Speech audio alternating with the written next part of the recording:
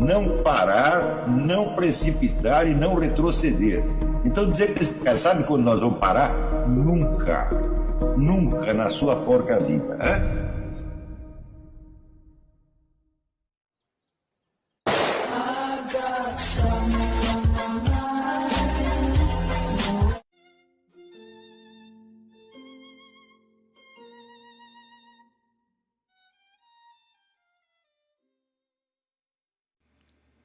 E aí pessoal, tranquilo? Então vem aqui antes do vídeo começar, pedir para vocês se inscreverem, quem não for inscrito, compartilhar, curtir, comentar. Quem puder seja membro do canal, que isso ajuda bastante. Tem também o link do Apoia-se. Quem puder ajudar nosso canal e apoiar financeiramente vai ser muito bem-vindo. Mas o mais importante é transmitir o conteúdo e os conhecimentos do professor Olavo de Carvalho para mais e mais brasileiros.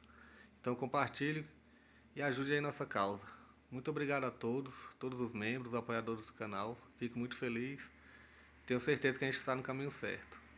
Então fiquem com o vídeo e até mais. Valeu! Karl Marx dizia que o processo de estatização dos meios de produção poderia levar décadas ou séculos. Também dizia que esse processo seria impossível se as forças produtivas do capitalismo não tivessem sido levadas ao seu máximo desenvolvimento. Portanto, você tem vários obstáculos. Primeiro, se você tem um capitalismo incipiente, capitalismo subdesenvolvido, não dá para você estatizar a economia. Segundo, para estatizar, além de você precisar ter um capitalismo já desenvolvido, você precisa ter as pessoas treinadas. Ou seja, o próprio capitalismo tem de produzir a mão de obra altamente qualificada que criará a nova classe de gerentes e administradores estatais. De onde essas pessoas têm que sair? Tem que sair das universidades, evidentemente. E para isso elas têm que ter obtido um treinamento suficiente. Agora, você imagina, você pega as pessoas da nossa universidade e entrega, não uma empresa, não a Petrobras para o nego dirigir, mas um posto de gasolina. O posto de gasolina vai à falência em uma semana. As pessoas não têm a qualificação para isso. Então, são duas ordens de dificuldades. Primeiro, é preciso que o capitalismo se desenvolva para que ele crie os meios que tornarão possível a socialização dos meios de produção. Em segundo lugar, essa socialização requer, vamos dizer, a mão de obra, o treinamento da mão de obra para as finalidades já do socialismo. Então, essa é a complicação da coisa. Né? Isso quer dizer que se o comunismo, quer dizer, a ausência de Estado, o igualitarismo total, é apenas um ideal utópico, continuamente transferido para o dia de São Nunca, o próprio socialismo, isso é a própria estatização dos meios de produção, também é o ideal utópico. Não chega a se realizar jamais. Você se aproxima dele, um pouco mais, um pouco menos. Tá certo? Mas, isso quer dizer que é uma coisa enormemente complexa. Então, é claro que pode aparecer um partido comunista que levante já a bandeira do comunismo final e com ela atraia outras pessoas. Atraia seus militantes, seus eleitores, seus adeptos, etc. Pode acontecer isso. Mas também pode acontecer que você tenha um partido comunista que levante não a bandeira da meta final, mas a da meta mais próxima e mais execuível. Ou seja, o que nós vamos fazer no próximo passo? Por exemplo, se você tem uma população altamente insatisfeita com algum problema imediato, você chegar lá e prometer para ela um paraíso socialista daqui 3 ou 4 séculos, não adianta, você quer uma solução imediata. Então, dependendo da situação, os partidos comunistas levantaram ou a bandeira da meta final, se parecer atraente naquele momento, mas essa bandeira é sempre muito teórica demais para interessar a população em geral, ou levantar alguma bandeira mais execuível, que pode ser, por exemplo, uma independência nacional, como durante 30 ou 40 anos os partidos comunistas do mundo inteiro fizeram. É isso. Por exemplo, para destruir os impérios coloniais. Então você chegava lá numa nação da África, da Ásia, e dizia, não, você tem que ser independente de Portugal, da Inglaterra, etc, etc. Fomentava aquela independência nacional, que era então o objetivo ao alcance. Não é isso? Claro que com vistas a chegar algum dia no socialismo, etc, etc. Mas se você for ver bem, o número de situações em que um partido socialista conseguiu se levantar e chegar ao poder com a bandeira da socialização dos meios de produção é quase nulo. Como é que Lenin tomou o poder? Prometendo isso? Não, ele prometeu acabar com a guerra. Isso foi a primeira coisa, né? Então, parar com a guerra e distribuir comida imediatamente para as pessoas. É a paz e a comida. Foi isso que ele prometeu. Claro que ele tinha em vista uma outra coisa, a longo prazo, etc. Mas não foi com isso que ele ganhou a adesão das pessoas.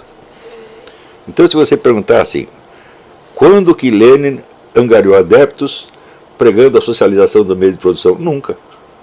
Ele nunca fez isso. Né? Mesma coisa, se você vê na Revolução Chinesa, Mao Tse Tung também, a primeira coisa que ele prometia era ganhar a guerra contra os japoneses. E foi por isso que as pessoas aderiram a ele. Na verdade, o Chiang Kai-shek estava combatendo os japoneses muito mais eficientemente do que o Mao Tse Tung, mas Mao Tse Tung conseguia enganar as pessoas e fazer sobretudo os americanos acreditarem que o herói da guerra era ele. Tanto que os Estados Unidos apoiaram o Mao Tse Tung o tempo todo. Ele não parecia ter um objetivo comunista. Tá certo? Então você vai ver que, em parte alguma, o comunismo se impõe com a sua bandeira final. Porque essa bandeira é muito remota.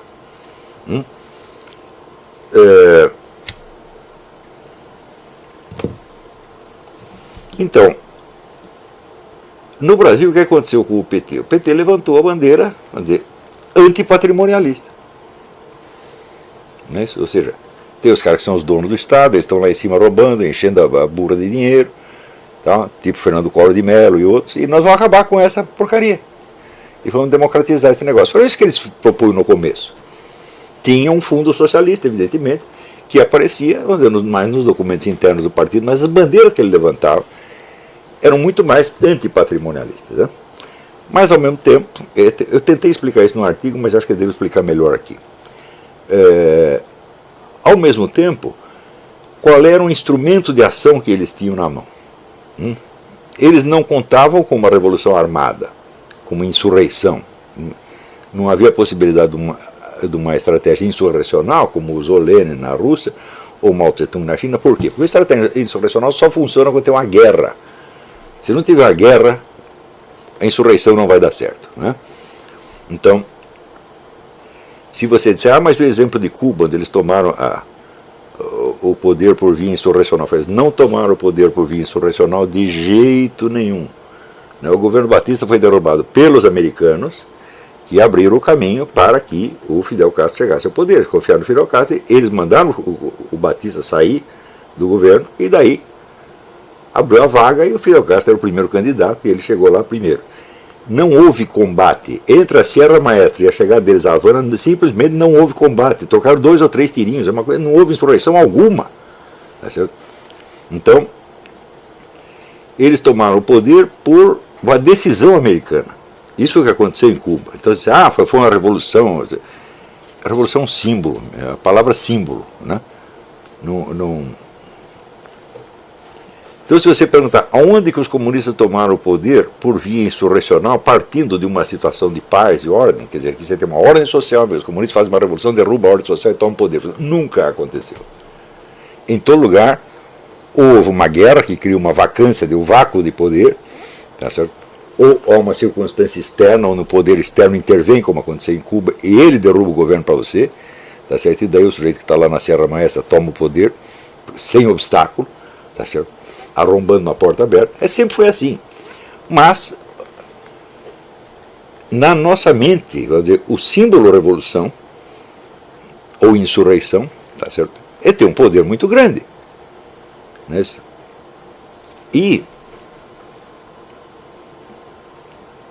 na esfera dos conceitos e dos pensamentos, uma estratégia revolucionária é o inverso de uma estratégia reformista. Né? Mas, na verdade, essas coisas se misturam. Não existe essa estratégia puramente revolucionária, é apenas um conceito ideal que jamais se realiza. Então, o que o PT tinha na mão era a única estratégia disponível, que é a estratégia do Antônio Gramsci.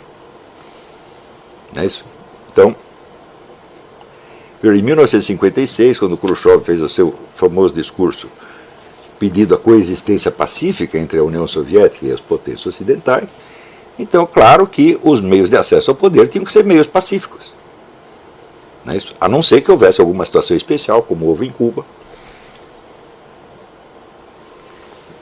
Mas imagina se houvesse uma revolução armada, uma revolução comunista armada, num país grande, depois que houvesse na Alemanha, a União Soviética ia ficar contra. Quer dizer, peraí, agora tem bomba atômica aí, vamos devagar, nós não queremos precipitar uma guerra atômica, vocês, né, controlam a sua exuberância, né? Agora em Cuba, que é um paísinho desse tamanho, fala, bom, tudo bem, pode tomar lá o poder do jeito que quiser. Então, a única estratégia que existia no mundo para os comunistas a partir de 56 foi a do Antônio Gramsci, não havia outra. Tá certo? Para todos os partidos comunistas, tanto que logo surge o fenômeno do eurocomunismo. Né? Você estuda a história do próprio Partido Comunista Italiano, cujo líder, Palmiro Togliatti, era um discípulo de Antônio Gramsci, e onde o gramscismo foi adotado em tótum, desde os anos 50. Do mesmo modo, vamos dizer, o Partido Trabalhista Inglês, o Partido Comunista Francês. É que em 1968, quando teve a rebelião dos estudantes, o Partido Comunista ficou contra. E ele foi um dos alvos da rebelião estudantil. Por quê? Porque ele estava seguindo a linha soviética, nós vamos devagar, vamos pelas eleições, etc, etc, etc. Ou seja, em vez de nos chocarmos com a sociedade burguesa, nós entramos dentro dela e usamos os seus mecanismos para destruir. Isso estava previsto no próprio Lenin. Você vê que, quando perguntava ao Lenin, como é que nós fazemos para tomar o poder da burguesia, tomar dela o poder econômico? Ele disse, 2 meios, nós vamos moê-la entre as pedras da inflação e do imposto. Então, ora, se você toma todos os bens da burguesia, de quem que você vai cobrar imposto? Né? Portanto, esse negócio de estatização simplesmente não existe. Né? Você vai tomando aos poucos, corroendo através do imposto. O imposto vai passando o poder da burguesia para você. Imposto e regulamento, tá certo? E através da inflação você faz com que a riqueza da burguesia dependa cada vez mais do governo. O governo é que determina quanto vale o seu dinheiro. Né?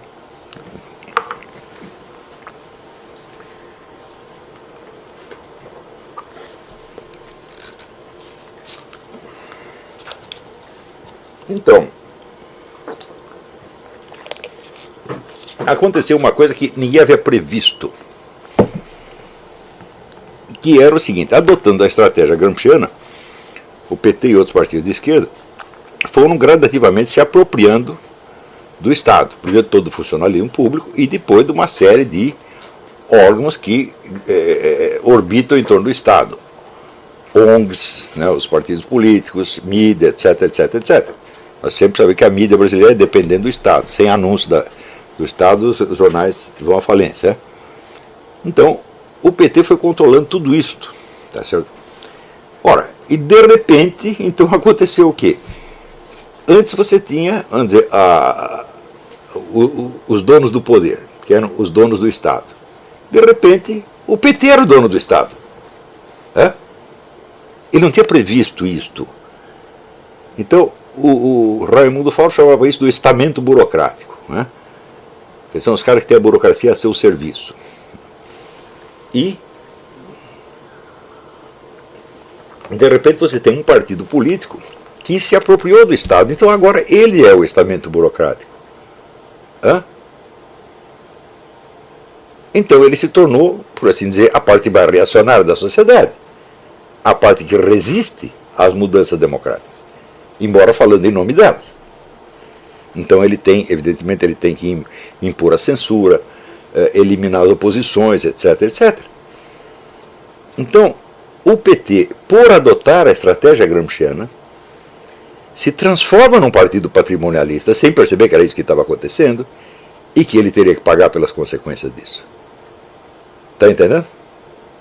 Então, é por isso que você vê a massa ir para a rua contra o PT, ou seja, contra os donos do poder. E o pessoal do PT não percebeu que era isso que estava acontecendo. Eles acham que eles são a força revolucionária. Falam, não, meu filho, agora vocês são o estamento burocrático. Vocês não quiseram, vocês não tomaram conta de tudo. Então agora aguenta, ué. Tá certo? Mas, daí aparecem as pessoas de QI 12, cujo pensamento não tem acesso à realidade, porque está acostumado com a facilidade da sua dialética interior, e tudo aquilo que o sujeito consegue formular em palavras, ele acredita imediatamente, e então aparece na cabeça das pessoas um antagonismo. O PT é um partido comunista ou um partido patrimonialista?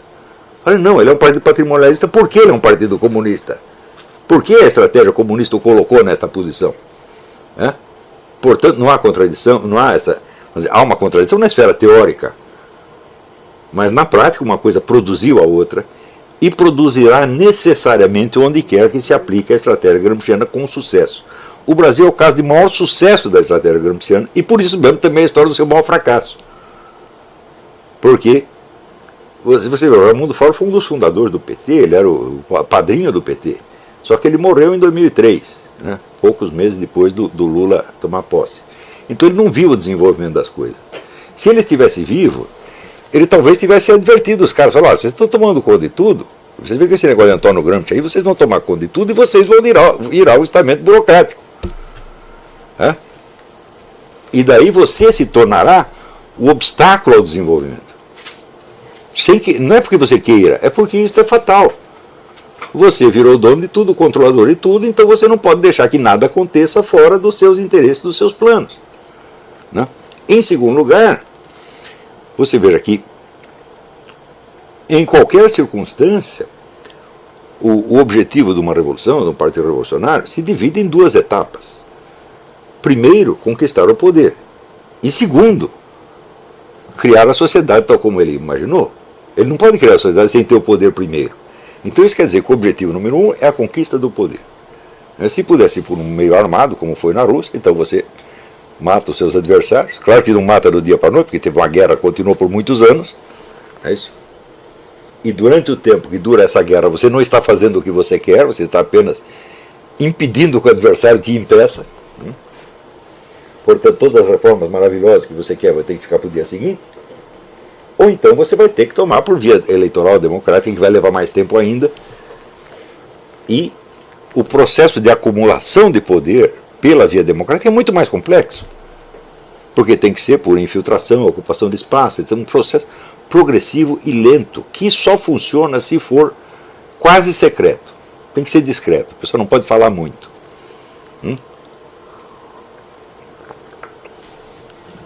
Então vamos dizer que essa noção, vamos dizer, essa invisibilidade é essencial à estratégia gramsciana. Eu sempre digo, ora, a obra do Gramsci inteiro é um manual de vigarice. Entendeu? Como é que você engana todo mundo e toma o poder sem que ninguém perceba? É exatamente o que o PT fez. Né? Então, paralelamente vamos dizer, à conquista do poder, tem que ter a estratégia de amortecimento, né? Da oposição, etc, etc. E para esse amortecimento contribui eminentemente o quê? A mídia. A mídia tem que dar a impressão que está tudo normal, que não está acontecendo nada, né? Que não há perigo. Né? E a mídia cumpriu esse papel. Mas acontece o seguinte, a mídia é inteiramente dócil ao plano gramsciano, fala não é possível. Por quê? Mídia é uma indústria jornalística e essa indústria ela tem as suas necessidades próprias, ela tem a sua dinâmica própria que não pode ser inteiramente submetida a um controle político. Não dá para você fazer isso. Por exemplo, o jornal tem que sair todo dia, você tem que preencher o espaço. Você tem que ter gente que sai para a rua, faz entrevista, tira foto, etc, volta, escreve e preenche aquilo com alguma coisa. Essas pessoas de algum modo foram treinadas para relatar algo que viram. E até certo ponto, você pode formar a mente dela para que só vejam o que você quer que vejam. Mas é possível que isto controle tudo ao mesmo tempo? Não dá para fazer isso. Eles vão sempre acabar vendo alguma coisa e querendo escrever algo que não lhe convém. E sem contar o seguinte, existe um certo orgulho profissional em toda a classe. Você tem um orgulho de ser um jornalista, de saber o que está fazendo, etc, etc. E você pode convencer o jornalista a mentir uma vez, duas, três, quatro, mas sempre não dá. Então sempre uma zona de atrito. Existiam, veja, até jornais do próprio Partido Comunista, que eram de propriedade do Partido Comunista, como a Internacional Comunista era o nome do jornal da Primeira Internacional, ou L'Humanité na França, que é o jornal do Partido Comunista, o Daily Worker aqui nos Estados Unidos, entre a redação do jornal e o partido sempre vai haver uma zona de atrito. Por exemplo, você pode contratar um sujeito do qual você precisa, porque ele é um bom profissional, um bom técnico, etc, etc, e o partido impugná-lo porque ele não está bem na linha do partido. Né? Isso acontece tanto na mídia esquerdista quanto na mídia da burguesia. Foi para a Folha de São Paulo, no tempo que era um jornal reacionário, tinha na chefia da redação o Cláudio Abramo, que era um revolucionário trotskista. Né? Ele fazia o serviço dele da maneira como o patrão determinava, mas quando ele podia, ele botava lá suas gotas de trotskismo, ou seja, havia uma zona de atrito e uma zona de negociação, por assim dizer. Toda a redação aí existe. Então, você não pode controlar tudo. Então, aqueles meios que você usou, não esqueça o que eu disse antes a respeito até da madeira, tudo aquilo que é um meio é também um obstáculo, necessariamente. E é um meio porque é um obstáculo, e vice-versa.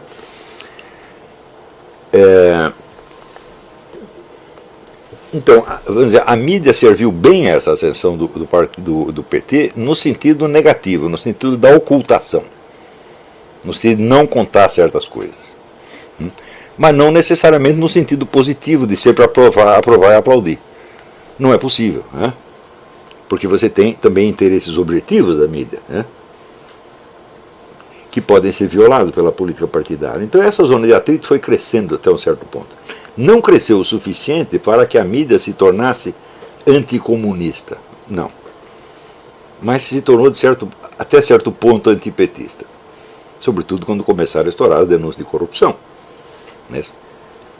Muito bem, quem criou a moda das denúncias de corrupção? O PT. O PT subiu nos anos 90 com denúncias de corrupção. E treinou toda a mídia para fazer denúncia de corrupção. Bom, os caras continuaram a fazer o que eles tinham sido treinados para fazer. No começo, achando que os casos de corrupção eram fatos isolados, que não tinham nada a ver com os interesses do partido, que eram apenas ladrões como os ladrões de tipo antigo. Só que a coisa começou a avolumar, e de repente perceberam, epa, quem está roubando é fulano, quem está roubando é o PT.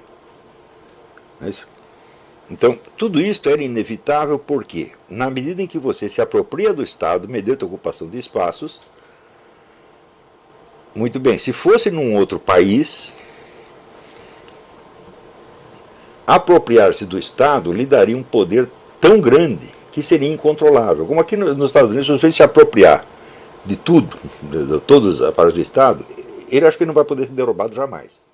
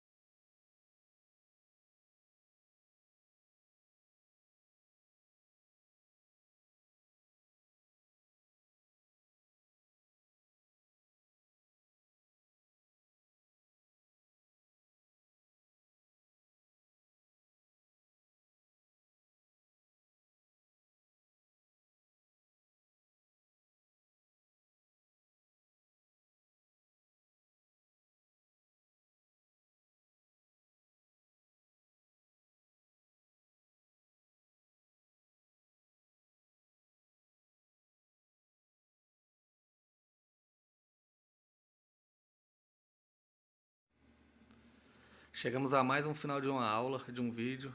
Espero que tenham gostado. Quem não se inscreveu ainda, se inscreva, compartilhe, comente. Ajude o nosso canal, apoie, seja membro. E ajude o nosso canal a chegar a cada dia a mais brasileiros que precisam muito do conhecimento do professor Olavo de Carvalho. Então é isso aí, fique com Deus, até o próximo. Valeu! Então é isso aí, pessoal. Que é o nosso canal. Que são alguns livros que eu já li. A maioria foi doação, mas alguns eu adquiri, professor Olavo de Carvalho. Alguns livros se perderam aí que eu emprestei. Professor Alexandre Costa. A Bíblia Sagrada. 10 lições sobre Karl Marx. Indico a não ler esse livro, que é muito ruim mesmo. Alguns pensadores aqui que realmente, como o professor Olavo de Carvalho disse, não são pensadores. Valeu, tamo junto aí. apoie nosso canal, seja membro.